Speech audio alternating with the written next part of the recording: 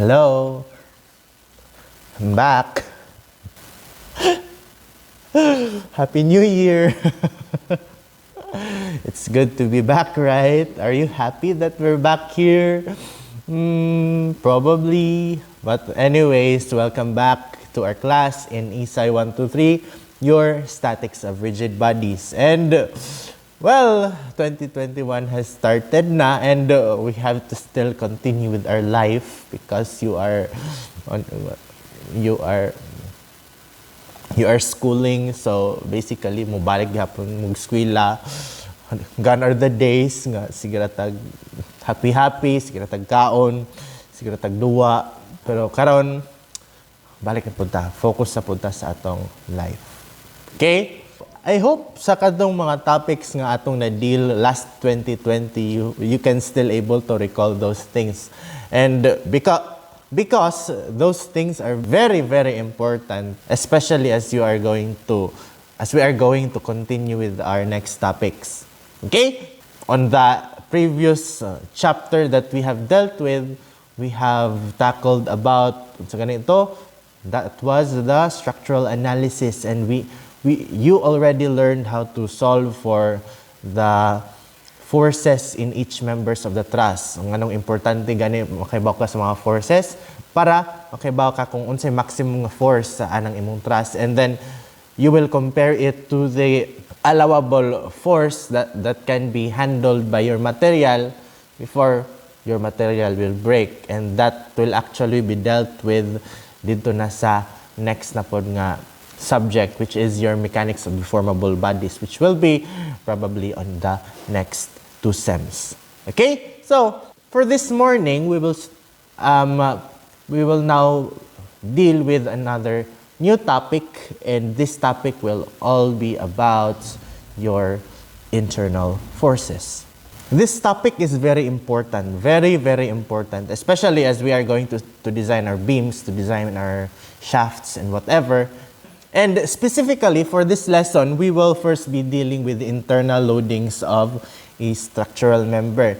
So basically, the goal of this lesson is that we should be able to learn the different kinds of internal reactions that is happening in your beam or your shaft. We should also learn how to solve for those internal reactions nga nasa imong shaft, sa imong mga beams or shaft. Okay? And there are different kinds of methods again on how to solve those kinds of internal reactions. Okay? So, let's start. First question. Why is it that we should be able to know what are the internal reactions of a beam? Pero, wait. You still don't know what is internal reactions.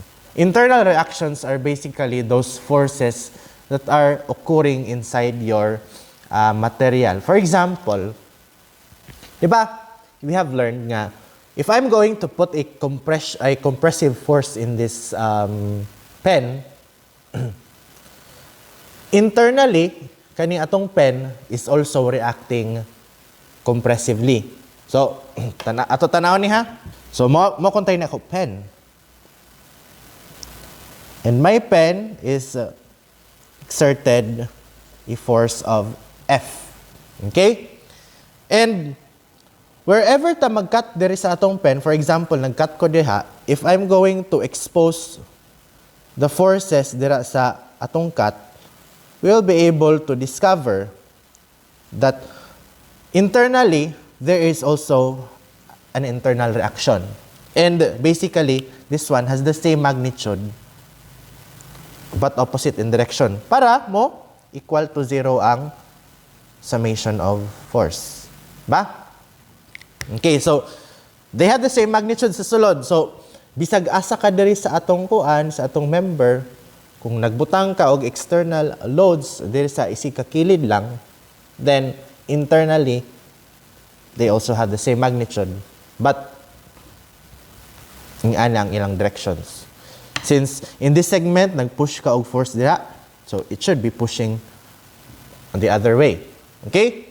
Nga lang. So this is your internal force. And you should be able to know how to get this internal force. Okay ran siya nga nga case because sa isikakilid naman ta nagbutang og forces. How about kung naay pay line nga forces, probably diri nag-act na pud kag force diri, then lahi na pud na siya nga story.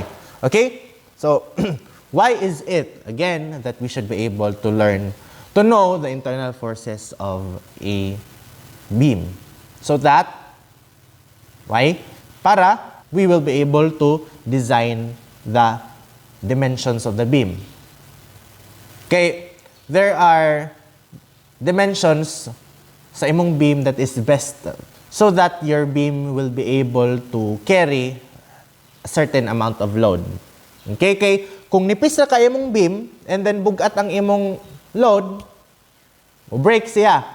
But if you are going to design the beam at that dimension nga enough siya para makakarry ang load, then that's good. So that is why we have to first consider ang internal loads nga i-carry ang beam. Okay? So basically, what we are doing, mo ni atong gitawag nga method of sections. Because as you can remember dito sa atong structural analysis, atong method of section, ato gibuhat ato gikat ang truss. Pero in this case, ato lang gikat ang beam in order for us to be able to see the internal reactions. So another example is, I have this cantilever beam. Diba? I already discussed to you what are cantilever beams. And we have this force here. This is P2. And we have a force here which is P1. Okay? And our goal is for us to be able to know what is the internal reactions in this section. This section is what you call your section AA. And you have to know the internal reactions of your section AA.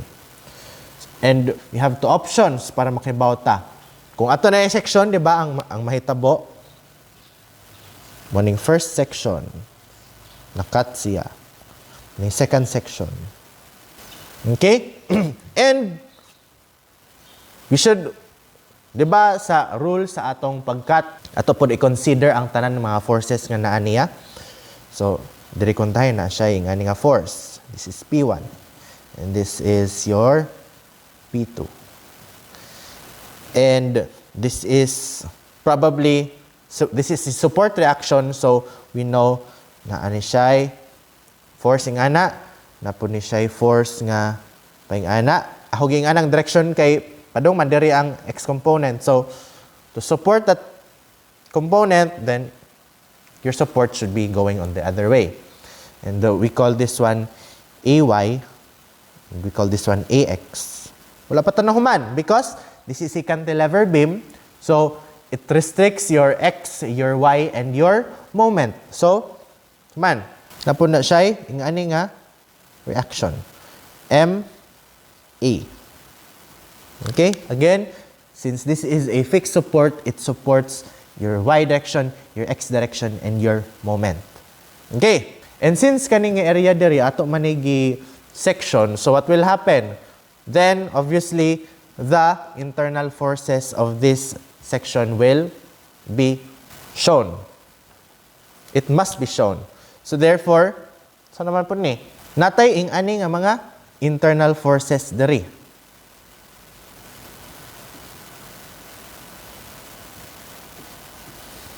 Okay? So we have this one, force on the Y direction, force on your X direction, and a moment. And kaning atong Y direction, ato ni siya tawagon og V. And so point B man daw ni siya, unya point A ni. So VB. Okay? Ang ato X direction, ato ni siya tawag og NB. And ang atong moment, ato siya tawag og MB.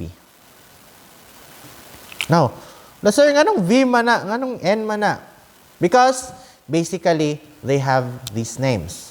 So, kanimong VB, this is what you call your shear force. Your NB, this is what you call your normal force. And your MB obviously is your bending moment. Okay? So take note of this one because importante kayo ni silang tulo. Your shear is always expressed as V. I don't know why. Sa tanan-tanan ng mga letters nga nung V, pwede mo to S kay shear man ta, no? Pero, what I choice? V siya. N as normal force, and MB as your bending moment. How can we identify if a force is a shear force and a force is a normal force? Sige, ito tanaw ni. So we have this beam kuntahay. And kani nga beam, i-section na to siya diha. So in this case, if your force is acting perpendicular to this area, kaning area, if your force is acting perpendicular to that cross-sectional area, that is what you call your normal force. Okay? So, kani nga force, nag-exert siya perpendicular ani nga cross-sectional area. Or basically, kung mao ni ang imong cross-sectional area, kani, so your shear force should be acting perpendicular aning atong circular nga cross-sectional area. So, padong siya dito. Mao na atong normal force. Okay? So, on the other hand, kung ang atong force is exerting parallel to your cross-sectional area, that is what you call your shear force. Okay? Or basically, kung balik na punta diri sa pen, ang force nga mo exert siya ing ana nga direction. Okay? Sige. And, ang kanang moment, mo na siyang, sige, natin nga nga axis ha. Natin nga nga axis. And then, ang atong bending moment, mo na siya ang nagtuyok about ana nga axis. Ani nga axis nga parallel sa atong cross-section sa beam. Okay? So, basically, sa ani nga case, kung nagtunga ta diri, ang moment ana, kay kanang akong gi-apply nga moment nga mo bend ni siya. Okay? Dili kaning moment nga ako gipaing ani. Dili na siya mao. Kay lahi po na siya nga kind of moment. Moment siya pero lahi siya nga pangan. Ang kani nga moment, morning moment nga ako siya gipaing ana. Okay, hangtod bali. Or ani nga case, hangtod pilo siya. Hangtod mo bend. Okay? Sige. So that is your bending moment. MB ako gitawag kay bending moment. Okay. So, gets? Pero, dagan pa shear dire. Dili lang atong vertical nga shear. Kay kani siya nga shear, VFY ni siya. Tapa, mamputay shear nga padong anipod nga direction. Diba? And that is what you call your VFX. But this can only be applied if we are dealing with three-dimension nga kanang structural members. But since we are dealing only with two dimensions, then we only have this vertical nga shear. Wala ta aning VFX. Okay? So, ang kaning atong NF, usa lang dyan na siya, kay wala man tayo lain NF, kay may lain nga perpendicular from your cross-section. Pero, diri sa atong MB, natay lahi pod nga kuan. How about, kani, question. How about, nag-moment ka about anang axis? Or, pasabot na nga drawing, nag-moment ko nga paing-ani ang akong pag-moment. Ang kaganiha, paing-ani ako pag-moment. Pero karon paing-ani ako pag-moment. So, mo na ito gitawag nga torsional moment. Okay? So, this one will create a twist diri sa atong member. Ang atong bending moment, it will create a bending sa atong member. Okay? Nga lang difference. Moment silang duha, pero lahi sila og effect sa atong material. And then, last pa di ay ako nakalimtan, napuntay moment about anang axis di ay. So, bending moment po gyapon na siya. So, basically, as a summary for this lesson, pero basically, you have 6 internal reactions sa imong 3D nga cross-section. Pero kung 2D lang ka, you only have 3. Your V, your shear force, your normal force, and your bending moment. But if you have 3D, naa kay usa ka normal force, naa kay usa ka pair nga shear force, ang vertical ug ang horizontal nga parallel sa atong cross-section.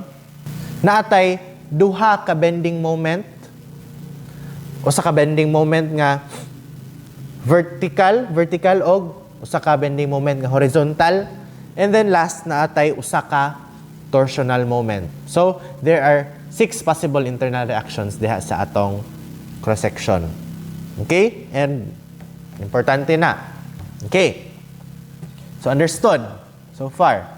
So basically, in this case kay 2D raman ta, so mao ni siya ang atong mga internal forces. The same goes diri sa atong pikas. Hindi naman siya pasigo, so ako lang gi-erase. The same goes diri, normal force, your shear force, and your bending moment. Normal, your shear, and your bending moment. Okay, understood? So, nga lang. And now, for us to be able to solve these problems without having any concerns with our signs, then we should have this sign convention. Okay, di ba?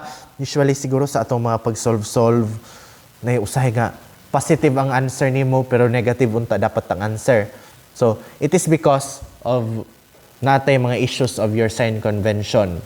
And by having the sign convention, then probably we will all have a correct sign. Okay, kay stricto ta sa sign karon, kung positive ang answer, negative imong answer, then nay deduction siguro sa imong points, kay dapat sakto ang atong answer. And basically, when we are talking with vectors, di ba, usually sa atong mga previous na solvings, ang atong gibuhat, positive tanan ang atong answer, and ato lang gi-specify ang sakto nga direction. So, kung naka-answer kag negative, unya going up, so ato siya gi-change yung positive, unya going down. Okay? So, mo ang yapon na ato i-apply dire. Tanan na to answers should be positive, and then ato i-specify kung unsa siya nga direction. Okay? But, again, let's have these sign conventions. Okay? So, again, this is very important. This is a standard para when we make assumptions, we will use this sign convention para uniform ang atong answers. Okay? So, first, if ato gibutangan og normal force, external or normal force ang atong beam, nya mag-cut ta diri, then what will be our sign convention? So, ang kaning sign convention, again ha, kay mao ni ang direction nga atong gamiton kanunay when we are solving problems. So, this is your external.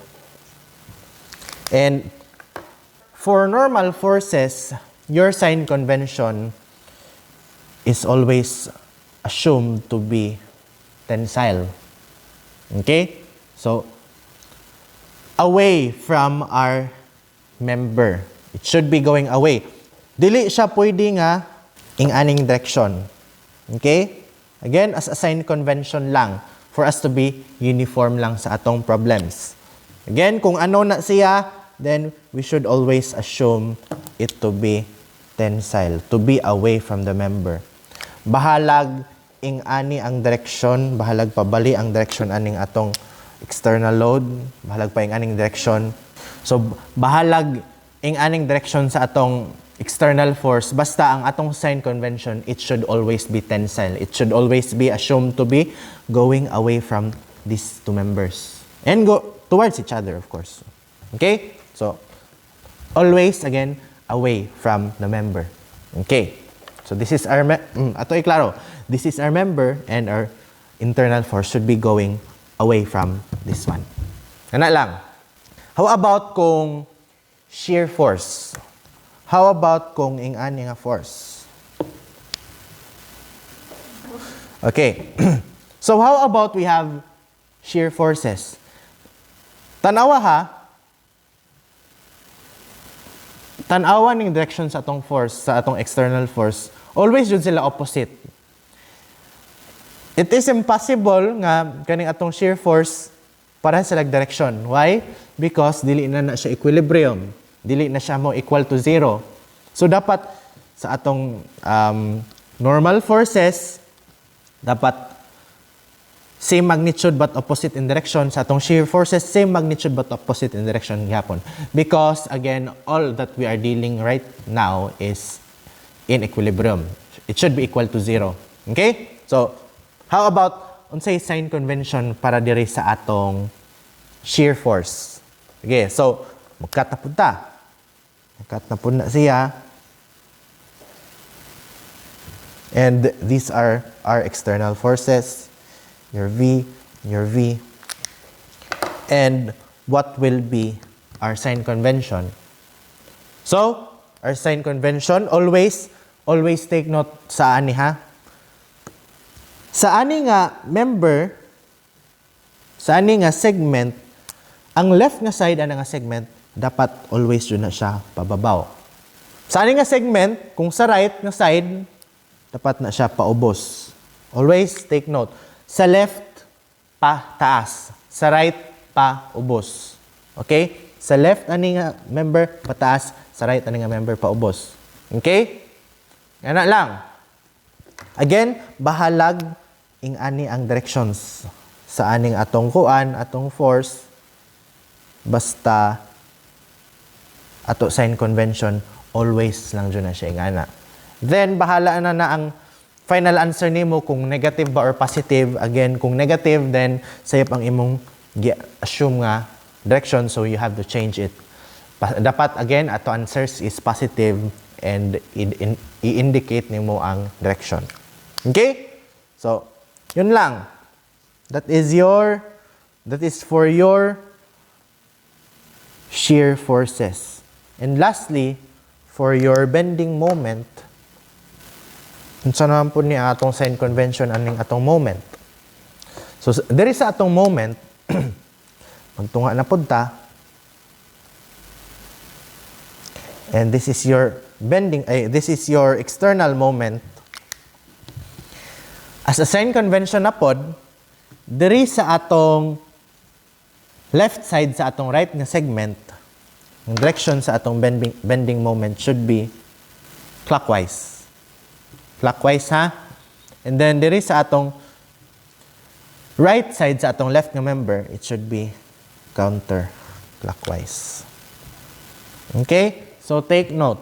Mao ni atong kanunay nga mga positive nga directions aning atong moment. So we assume that this one is your positive. But again, if your answer is negative, then it must be rotating on the other way around. Okay? Understood? So, basically, kung ato ni summarize, kung magtunga da ay taog segment, ang sign convention, kung sa right ni mga segment, imong normal force should be going away, your shear force should be going upwards, and your bending moment should be going clockwise. Pero kung ang imong pilion nga segment kay kaning naa sa atong left,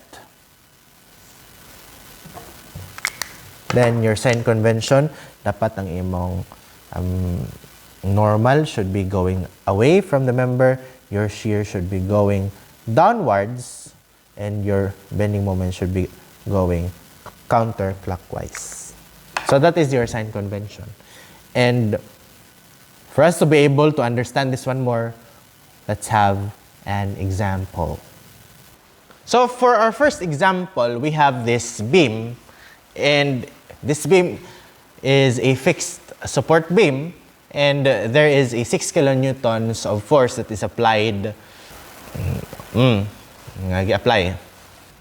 So you have this 6 kilonewtons of force, and then the goal of this problem is for us to be able to solve for the normal force, the internal normal force, the internal shear force and the internal bending moment of money tricky, just to the left of the 6 kilonewton force. So, kung may kag just to the left, di ba this is your 6 kilonewton of force. And then, ang first nga question, tanawin mo ang N, ang V, ug ang M, just to the left sa atong 6 kilonewtons. And then, ang second na pod, and that is your point B. And then, ang other question na pod, just to the right of the 6 kilonewton of force. And that is your point C. Okay? So, just to the left and just to the right. So, igo lang dyan siya nga nasa left, ug igo lang dyan siya nga nasa right. What are the dimensions? It doesn't matter. Basta, naalang siya just to the left, ug naa siya just to the right. Okay. How are we going to solve this one? So, basically, for the first step of this problem, sa tubaton, we should solve for the internal reactions. Okay? So, unsa man atong internal reactions? So, for now, we are going to solve for your A. Okay, di ba? Ato ni tan-awon diri. On the left side, this is a roller support, so it only restricts one force, your AY. Sa atong pikas, pin support siya, so it restricts your DX and your DY and your DX. And just by looking at this free body diagram we made right here, what can we say sa atong DX? Pwede na to automatically ma-determine ang value sa DX. How? By just looking at the forces. Do we have forces that is acting on the X component? There is atong free body diagram. Wala. So therefore, your dx dy is 0. Because nganong na may value ang atong dx nga wa man siya gi-support. Okay? Puros man ni y components ang atong mga forces. Okay? So ang atong lang problem is ang ay and then ang dy. And in this case, in this problem, or first, atlo lang sa i-solve ang ay. To solve for ay, atong buhaton is to summation of moments at point D. Ba? And assuming this going clockwise. Okay, so AY times 9 meters. Okay, bawa na mo ani ha? Minus 6 kilonewtons times 6 meters. Human na ba ta? Wala pa ta na human. Ngano man? Napatay external moment nga gi-apply. Unsa man siya pagbutang? Pabay ako katudloan ni, di ba? Pero external moment na ni, so moment naman siya daan, so ano ni siya distance. Okay? Ibutang na lang na nato dayon. Since this one atong gi-assume is positive ang clockwise and this one is acting counterclockwise, so this one is negative minus 9 kilonewton meter equals to 0.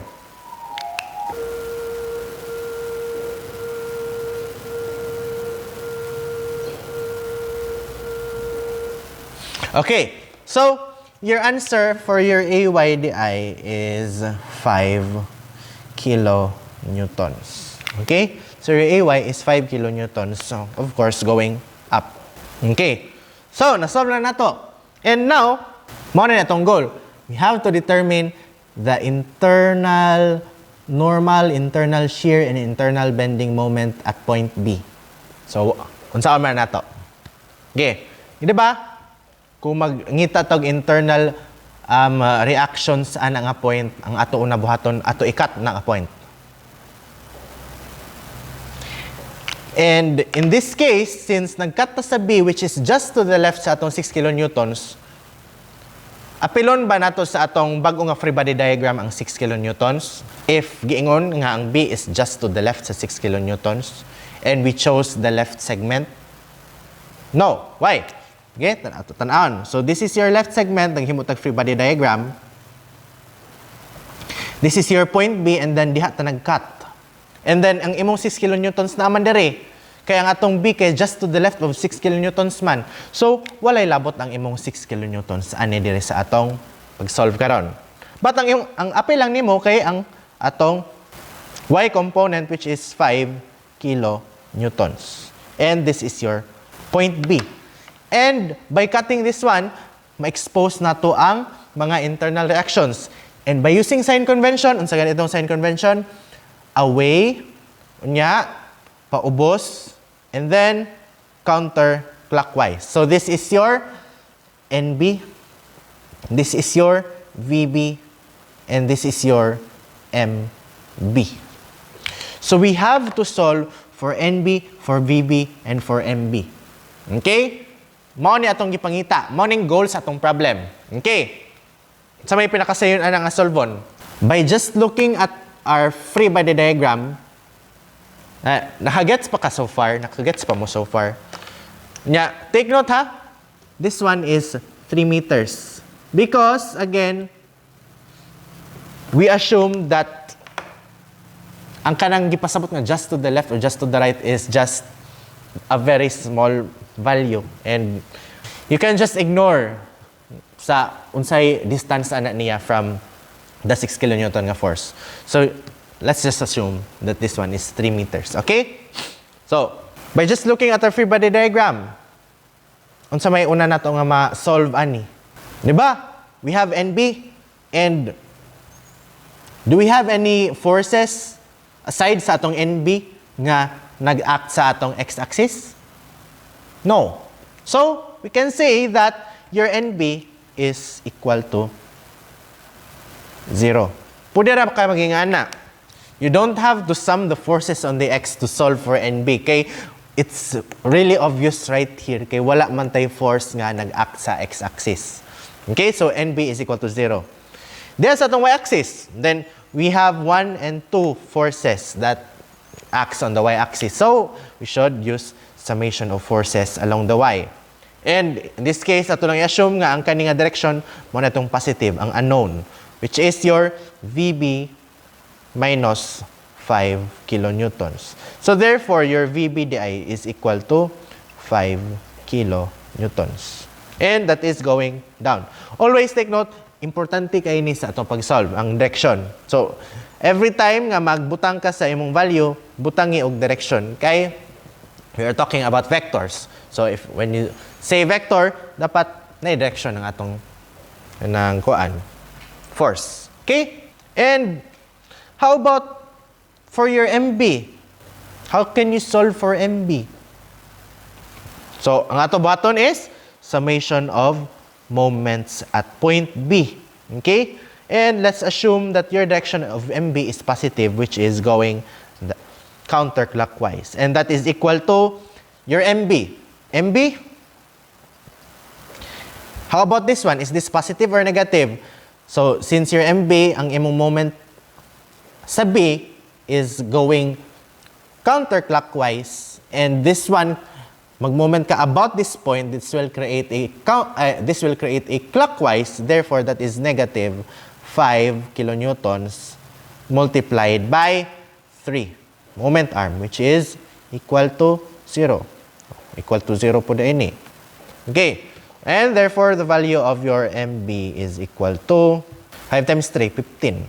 15 kilonewtons. And direction. Okay? So, these are our answers diri sa atong una nga problem.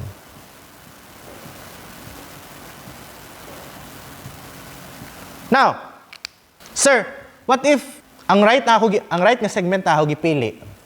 Can we still arrive on the same answer? Definitely, yes. Sige, let's try. So, saan lang atong B ha? Sa C, ako na bahala. Ito i-try diri sa C. Igutom mo girl, oy. Kanilang sa usay ka example, unya lang hapon ang uban. Ato i-try ang PCAS. So, and we are still solving for the internal reactions at B, but instead of choosing the left side of the beam, ato ipili ang right.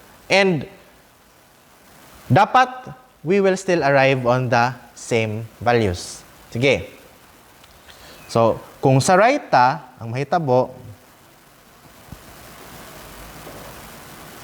O ni. And nakay support. Diba? Then nakaing ana. And then naay 9 kilonewton dere. Okay? And this is your dx and this is your dy. Question, maapil ba ang 6 kilonewtons ani? Since your B, this is your B, and ang giingon sa problem is your B is just to the left sa imong 6 kilonewtons. So kung just to the left sa imong 6 kilonewtons ang atong point B, so maapil siya. Pero kung giingon sa problem kay ang imong B is just to the right sa imong 6 kilonewtons, then ang imong 6 kilonewtons probably na siya diha. So di siya maapil kung just to the right ang B. Pero kung just to the left ang B sa atong 6 kilonewtons, maapil siya. Okay? So this is your 6 kilonewtons. And again, sign convention for our unknowns, it should be away, it should be up sa atong left, di ba? And it should be clockwise. So this is your VB, this is your NB, and this is your MB. Okay, let's solve if they will still arrive on the same answer. But the problem is we don't know your dy. We still don't know your dy. So paano ba to? Diba? Kibaw man ta nga ang atong AY is 5. Diba? And by using summation of forces along the Y going up is equal to 5 minus 6 plus dy. So pila ang imong dy? Your dy is, this is negative 1, so 1. Diba? So your dy is 1. How about your dx? Diba? Na-solve na to nga, dx kay 0. So let's just erase that one. And we're left to these unknown values. Now, again, dapat pareha ang answer sa atong dire o sa atong left o sa atong right. Okay. So for your NB, observe, nabatay x-axis nga external force? Wala. So therefore, your NB is still 0. Diba? Dire, mag-solve ta for your VB. Sige, summation of forces along the Y. And then, your VB is going up, so let's assume it that way. So, VB minus 6 plus 1 is equal to 0. So, therefore, your VB right here is negative 6 plus 1, so negative 5, and that is 5 kilonewtons. And it is going up. And last, there is atong summation of moments about point B. Itong direction is going that way is equal to MB minus 9 kilonewton per meter. Sunod, minus 1. Diba? Multiplied by kilonewton, multiplied by 6 meters. Equals to 0. Ito, 1, 2, and 3. So therefore, this one is 9 minus 6. Negative 9 minus 6 is, that is 15 kilonewton meter. And that is clockwise. Diba? They have the same values. Basin mag-question mo, Sir, anong lahi man laging direction? Diri sa atong right kay pababaw, diri sa atong left kay paubos. Kani kay counterclockwise, kani kay clockwise. Well, of course, because it is because of our sign convention. Di ba kaganiha kay ato to gitapad ang duha ka segment. Ang right segment ang gipakita sa atong sign convention pababaw siya. And dito sa atong left segment ang gipakita sa direction is paubos. And that is because they are adjacent, and para makuha na siya, para mo equal to 0 na siya, dapat ang left nga side should have the same magnitude but the opposite direction kaysa imong right side. Okay? So, mao nang lahi og directions ang atong forces. Okay? Yun lang. Okay, so now, wala pa tanong human, kay ang B pa lang to ato gi-solve. Ato gi-compare ang duha if magkapareho ba na sila values. And then, nagkapareho man sila, so let's proceed. let's solve for C. And again, your C is just to the right sa imong 6 kilonewton. So how can you solve for C? Pero again, take note ha, you can just choose one of the segments. Ang kato ako gibuhat ka gani ha, ako gipili ang duha ka segment para makasabot mo kung anong sa isa kay naapil ang 6, sa isa kay wala naapil ang 6. Okay? So let's proceed. Sa theta, which is just to the right sa 6 kilonewtons. And let's just say that I chose the left segment. Okay. So this is your left segment. This is your C. This is your point C. And this is your 5 kilonewtons. And question, maapil ba ang 6 kilonewtons sa aning atong C, which is just to the right sa atong 6 kilonewtons? Of course, maapil siya. Pero kung atong C again is just to the left sa atong 6 kilonewtons, then nana siya diha, so di siya maapil. But it is just to the right, so we should include that one. And that is your 6 kilonewtons. And again, our internal reactions, paubos, and then paingana. Of course, your NC is again 0. Kaya wala man tayo lain nga x-component. Your VC, how about your VC? Let's solve summation of forces along the Y. And let's assume going down kay VC nato kay going down man equals to VC sunod plus 6 kilonewtons minus 5 kilonewtons equals to 0. So therefore, your VCDI is equal to 6 minus 5 is 1. And that is negative 1 kilonewton. And therefore, that is 1 kilonewton going up. Okay? And lastly, for your MC, summation of moments at point C and going counterclockwise is equal to MC, which is morning MC ha. Ito siya gi-appeal sa atong equation. MC, maapil bang 6? Dili maapil ang 6 kay gi-assume siya nga doon na kay sa C. So wala yung moment. Okay? So 0 ang moment arm. Okay? And that is MC minus 5 times 3 is equal to 0. That is negative 15. So therefore, your MC is equal to 15 kilonewton meter. And that is moving counterclockwise. Okay? And saan may mong na-observe? Saan may nag-change dere? Wala nag-change ang atong moment. They have the same values. Wala nag-change ang normal force. Saan may nag-change? Ang shear force. Of course, ang shear force mag-change. Why? Because before sa 6 kilonewtons, wala pa na-account ang 6 kilonewtons na force. But pagkabot sa C, naanang 6 kilonewtons, so ni-shift ang imong shear force. Ano ang shear force na may ni-shift? Of course, kay your 6 kilonewtons is a shear nga external force because na-create siya og force that is parallel to your cross-section. And that is why ang imo lang shear force ang nag-change. Pero kung nagani kay force nga paingana, then obviously ang imong normal force mag-change. Og imong normal force na ay value.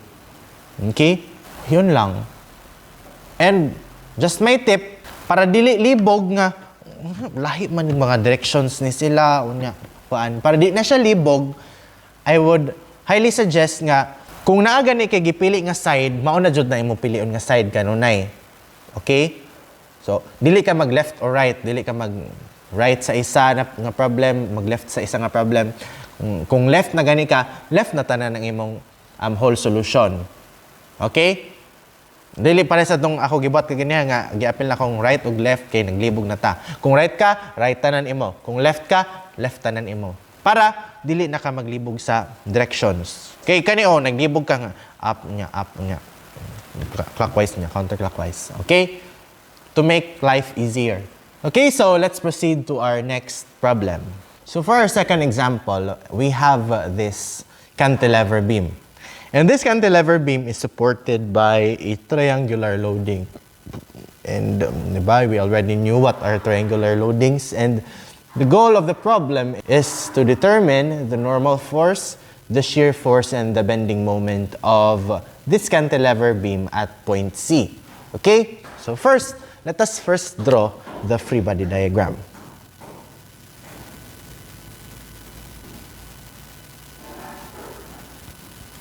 Okay.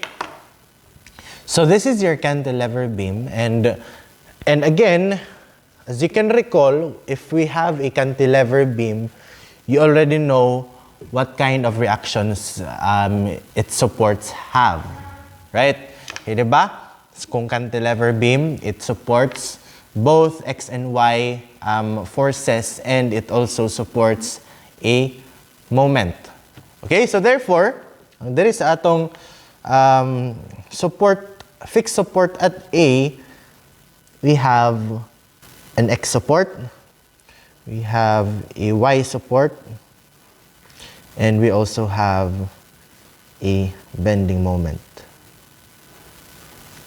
Okay, so in this case, we are not going to use the sign convention in this case, okay, because we are not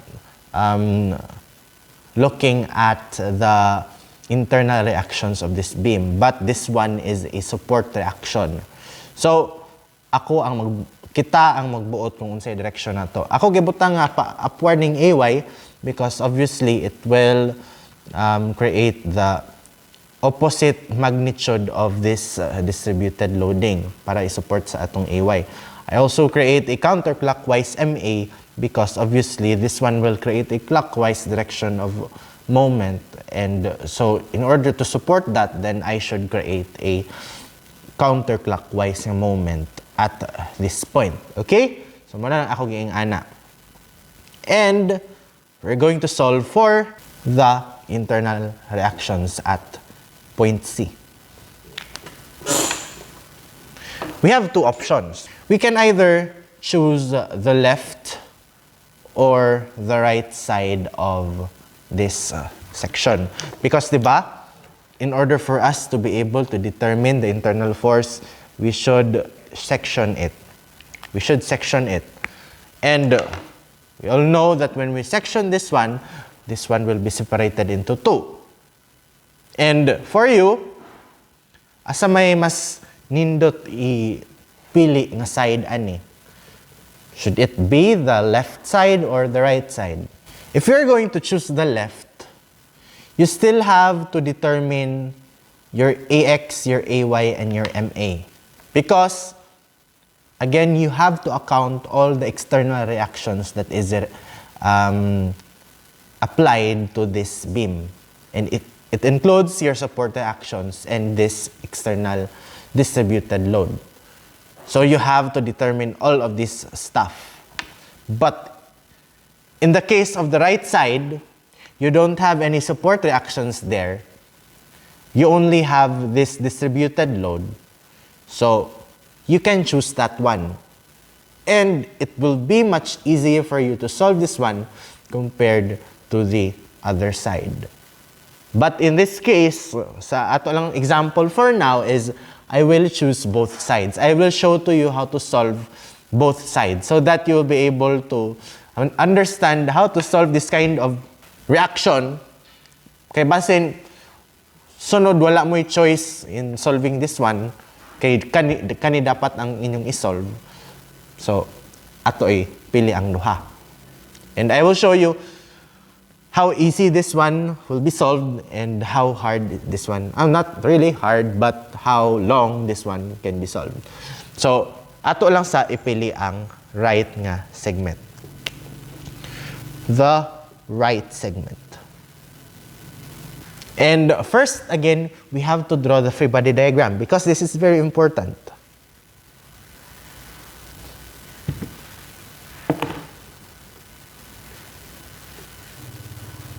And this distance right here is 1.5. Okay, now, since you cut it here, then you will be exposing the internal reactions. Then by sign convention, we all knew that this should be in tension, this should be up, and this should be going there. This is your VC, your MC, and your NC. Okay? So, sa may una na ito masolve ani? Of course, your NC. Your NC is always, not really always, but your NC in this case is 0. Again, because we don't have any X component sa atong force. Next, how about for our VC? Then we can solve VC by using summation of forces along the Y. Diba? And going up, kay up ang atong VC is equal to VC minus, so unsa naman ni? Diba? Ang kaning height, mauna ang atong 1,200 Newton per meter. But in this case, kani ang atong height nga dapat mahibaw-an. And that is this one. But we don't know the height of that one. Para magamit nato sa atong triangular nga resultant load, which is ang base times height. Diba? Base times height. So, unsa na ito pagkibaw sa height? Well, of course, this one is similar triangles. This one is a bigger triangle, and this one is a smaller triangle. And these triangles are similar, and therefore, their slopes are equal. So, we can use the equation 1,200 over, di ba, maning height ay rise over run man, di ba? 1,200 over 3 is equal to x over 1.5. Well, obviously, kibaw na ko sa answer ani, pero ako lang i-show sa inyo. And this one is 600 Newton per meter. Okay? So, basically, ang height ani is, since 1.5 naman ang iyang length, and 3 ang length ani, and 1,200 ang height ani, so kung imo i-half ang length, then of course, mo-half po ng atong height. And that is 600 newtons per meter. And then, your base, which is 1.5. Okay? So, next. So, ano man na to? Mora ba ni? 1 and 2. Yes, mao lang na. And that is equal to 0. So, therefore, your VC is equal to 450 newtons. And that is going up. Okay? So, 450 newtons and going up. Okay? And last, for your moment, to get to your moment at point C, then of course, you should use summation of moments at point C. And that is going that direction, which is equal to MC plus, saan na gani ni? Diba, kung naakay triangular nga loading, dapat saan mo kuha ang iyang resultant. Okay. And we learned that ang iyang resultant is located 1/3 from the the highest height of this triangle, and 2/3, 1/3 and 2/3 from the lowest. So, saan man na siya? Diba, kay kung magmomenta, force times distance. So, unsay resultant force aning atong triangle? Diba, kay bawanta nga, this is just base times height. Diba? And we learned that that value is 450 k. Parehas naman sila. So, that is 450 newtons. And that is its force, Fr of the triangle. And how about the distance from MC? Okay, di ba mo niya itong direct moment? Di ba? Again, we know that is 1/3 from the highest. And this is 1.5. So what is 1/3 of 1.5? That is 0.5. And this is your D. Pabataylan nga force, wala na. That is equal to 0. So therefore, your MC is basically 225 newtons. Okay? So these are our answers. Take note our values. Take note our values. So that is 0, 450, unya 225. Okay. So karon ato ipili ang left. Sige. So muna ito normal, shear, and bending moment. Sige, ato pili ang left. Again, first, we should make a free body diagram. Pagkita pa lang ganit sa shape, hassle na. Okay. And these are our unknown internal reactions. This is your NC, VC, and MC. And we also have this support reactions, your AX, your AY, and your MA. Before you can solve this one, you should solve this one first. And how are you going to solve this one first? Well, again, these are support reactions. So, dili kani ang imo i-consider sa pag-solve, but the whole system sa. So, you should solve for AX, for AY, and MA using the whole system because you're solving for the support reactions. Okay, so ato i-solve, which is, wala, taas siya. Oh my gosh. Okay, and again, we knew that your AX is 0 because there is no X component of our support. Okay? How about for our AY? So, AY, summation of forces along the Y. Ang imong, so, AY minus, pila man na? 1,200. Okay, so height times base nga 3 and 0.5. Kung triangle gani imo i-solve, di ba? Ato raman i-consider ng area to solve for the resultant force. And to get the area of this triangle, base times height divided by 2. Okay. Next. Mara ba ni? Mara to. Equals to 0. So therefore, your AY is equal to 1,000. So this is 1,800 newtons. And that is going up. Correct. Ato ang assumption. And next, for your moment at A, summation of moments at A. And dito, equals to MA. Then, minus force, 1,800, times distance, which is 1/3 sa 3, that is 1.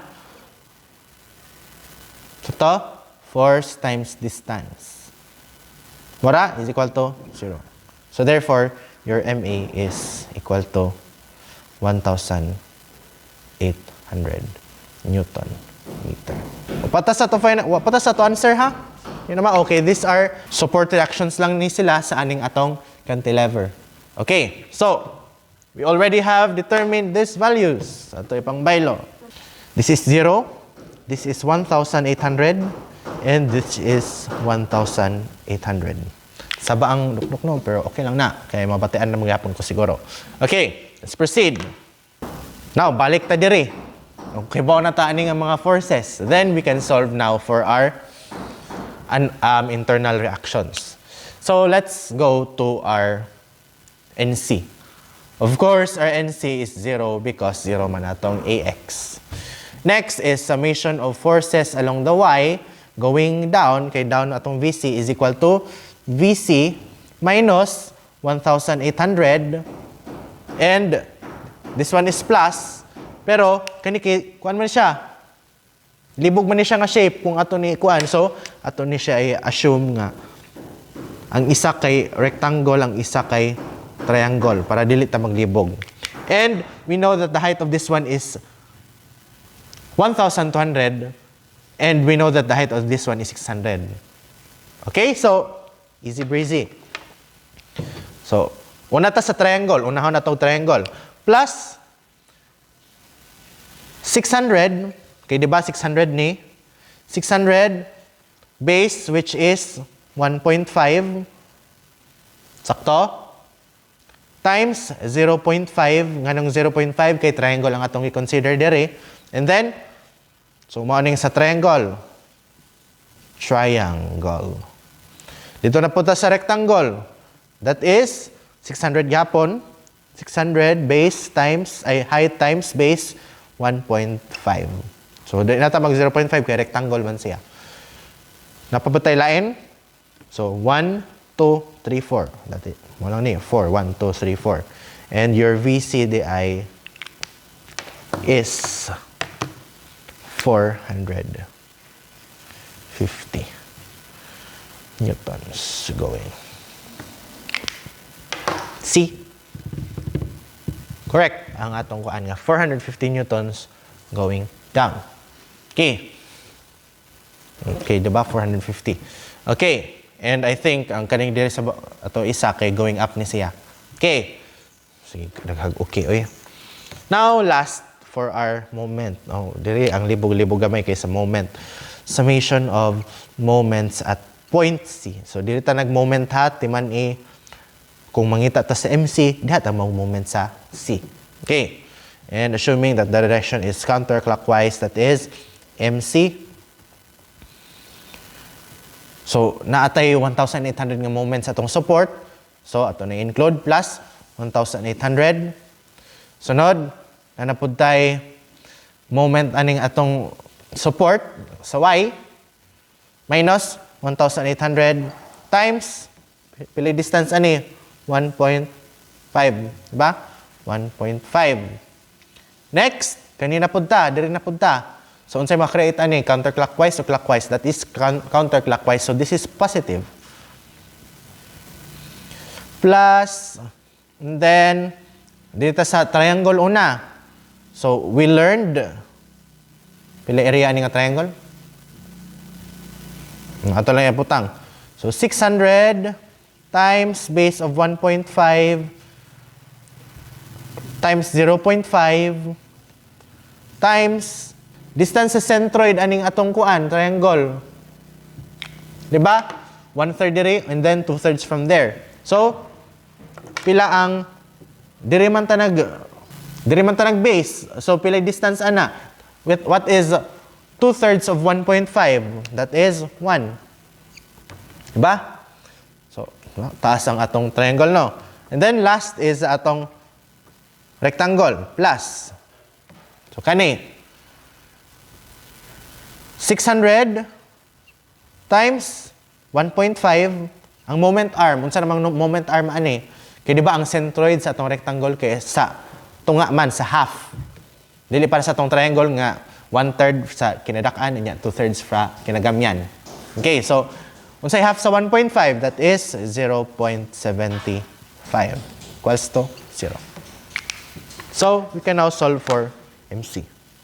And your answer here is MC negative 225